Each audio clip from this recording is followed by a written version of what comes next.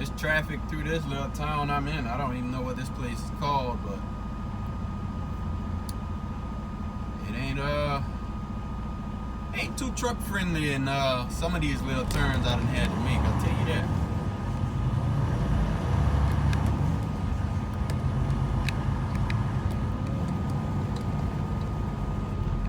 And we gotta make a right a little bit down the road. Now, just judging by the GPS, it looked like it's a tight ass turn, but won't know for sure until we get there. You know, I might have to hog this left lane up right quick. You know. But yeah, we got a 8:30 delivery. You have 6 hours and 17 minutes. And it's 7:55 right now, so we're only 4.5 miles away from the place, but we've been sitting here for at least 15 minutes on this same street, so we're gonna mess around and be late because of this here traffic. But yeah, you know, I'll get back to y'all in a little bit, man. Well, I tell you, I wish I had this, like my phone recording. I got my dash camera on, but I wish I had my camera recording, bro. This bus just pulled right out in front of me. Like, I couldn't have been within 20 feet of it, man. Like, within about 20 feet. And we going downhill, might I add. Terrible bus driver, man. Terrible bus driver. You didn't have the right of way. Truck coming downhill. You might want to wait. That's all I'm saying. You might want to hold on. I see you got some kids on there. And I don't really think getting them to school is worth, getting them to school in a hurry is worth risking all of their lives pulling out in front of this truck, man. You stupid, bus driver. Just want you to know you're stupid. And you need to be replaced. That is all for now. Yeah, they got the boy getting in a interesting little dock right here, man. You know. But this is where we make our money at, right? Backing. This is where the money is made.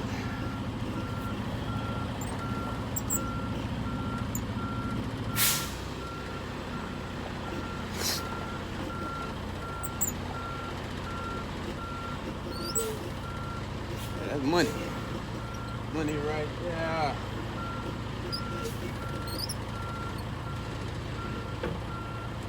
Yeah, you couldn't even feel us hit the dock, did you?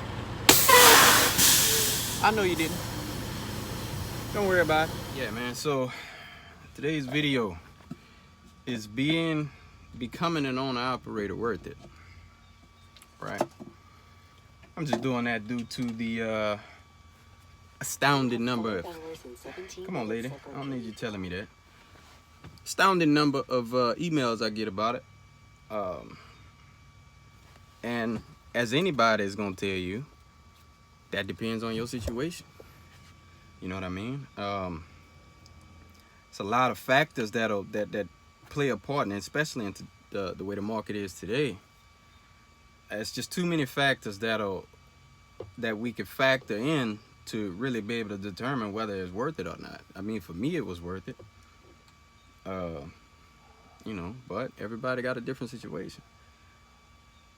You know, last week, so just to kind of help you make your decision a little bit, it's just a little info, right? Like last week, the national average rate for dry van freight was $1.81 per mile. That's the average. Now, for those of you who may not know average, you know, there's obviously going to be some loads that's more than that, and a bunch of loads that's less than that, and that is, you know, the middle ground, right? The average. And Landstar sent us a newsletter maybe about a month back, a few weeks back, something like that, predicting that it's going to drop another 10% this year. So despite what other drivers say, I'm gonna go with what the economists say, considering they crunch all those numbers and they predict that type of stuff for a living.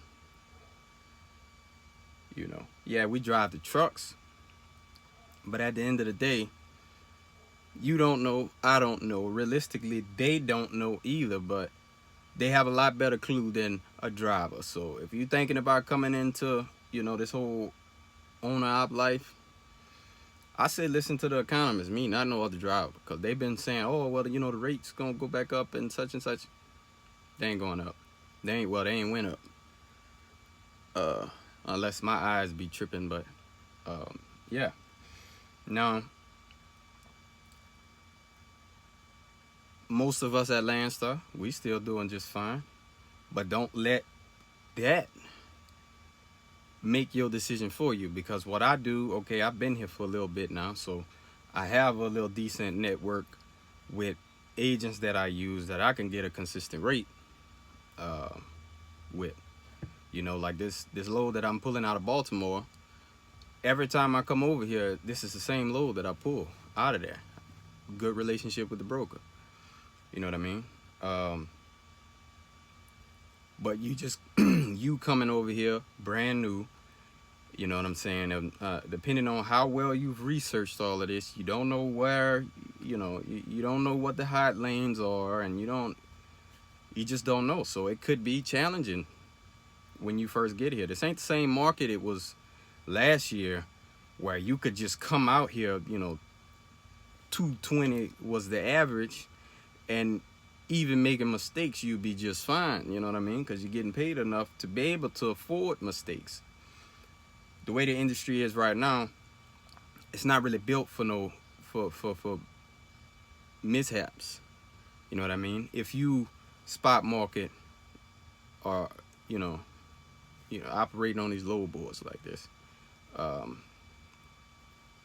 Now, if you debating going get you a truck and lease on to a mega carrier, personally, I think you'll do just fine.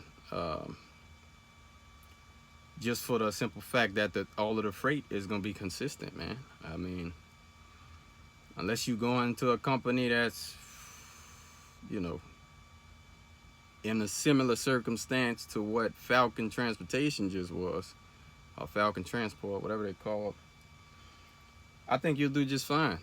You're going to have that, and you know, yeah, it's a flat rate, and it's going to be, in a lot of cases, lower than, you know, what you can get on the spot market, but don't let some of these guys fool you, man. Operating on that stock market, the spot market, ain't always sweet, bro.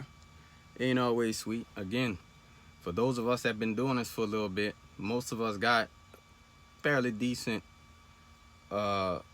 network of brokers that we deal with. You know what I'm saying? So I'm doing just fine. Just came off from 2 weeks of home time. When I picked this up to pick this up out of Baltimore to go to Texas, I'm going back home until next week. So for sure, let's see, I'll get home Monday. I might stay home till Friday. Just depends. I'm trying to work my way into that little dedicated route that I talked about. So we'll see, but I'm probably more realistically, I'm gonna probably go home and then be home until the following Monday. So that's fine, but I can assure you there's plenty of people out here who can't do that. You know what I mean? And it's just one of them things, man. So if you debating on coming into this, you need to really make sure you have your affairs in order. You know what I mean? Overhead. Can't stress that enough, man. If you coming out here and you got $3,000 truck payment and $4,000 truck payment, you know, and your personal bills at the house, good luck. I'm gonna just say good luck. Spot market. If you're on spot market, good luck. Not saying that it can't be done, because it's dudes that's doing it, but you not them. And not saying that you're not capable, because you very well may be capable of doing it, but is it worth the risk? You know what I'm saying? Like, is the potential of your family struggling, possibly getting evicted, and so on and so forth, is that worth it, man? If you in a comfortable situation right now, do you really want to gamble all of that? I just told you that they're predicting it's gonna drop another 10%. So, you know, you're already at $1.81, minus 10% from that. In my case, think about being at Landstar, 35% got to come out of that. So, I don't know. Maybe if you can do some networking, like if you thinking about coming here, if you can do hella networking before you get here, find you some brokers that's direct shippers. Maybe you might be able to get out here and do just fine. Because I mean, that's everybody I deal with for the most part are direct shippers. So again, it's different. It's gonna be different for people that's been out here a little bit longer. And at the end of the day, you got to do what's best for you and your family. Primarily, what's best for your family, like especially if you got kids. Getting a truck right now in today's market might not be what's best for your children, man. And at some point, you're going to have to put aside your pride and what you want and do what you have to do for them. Because that got to come first. You know what I mean?